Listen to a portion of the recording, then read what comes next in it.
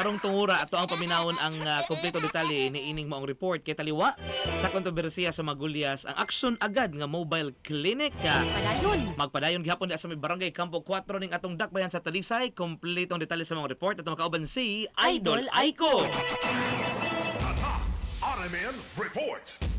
Magpadayon ang Aksyon Agad Mobile Clinic sa iyang mission sa paghatag og serbisyo panglawas sa mga Talisaynon pinaagi sa pagbisita sa Barangay Campo 4 karong adlaw Pebrero 6, 2025. Ang mobile clinic maghahatag og libre nga medical ug dental nga konsultasyon, mga laboratorio sama sa blood chemistry test, chest x-rays, ECG, CBC, urinalysis, fasting blood sugar test ug uban pa. Ang mga serbisyo magsugod sa alas 9 sa buntag hangtod alas 3 sa hapon. Bisan pa man sa mga isyu nga naglibot karon sa political arena nga usa ka kontrobersiya tungod sa impeachment kung diin usa sa mga nipirma mao si Congresswoman GULLAS batok kang Vice President Sara Duterte nga kaniadto miendorso sa pamilya Gullas. Magpadayon gihapon ang serbisyo sa mobile clinic sa Barangay Campo 4. Dugang pa ang comment section sa official Facebook page ni Mayor Samsam Gullas na himong pribado human sa daghang negatibong reaksyon bahin sa desisyon sa iyang asawa. Apan nagpadayon ang serbisyo alang sa mga Talisaynon nga magpaabot sa ilang mga panginahanglan sa panglawas.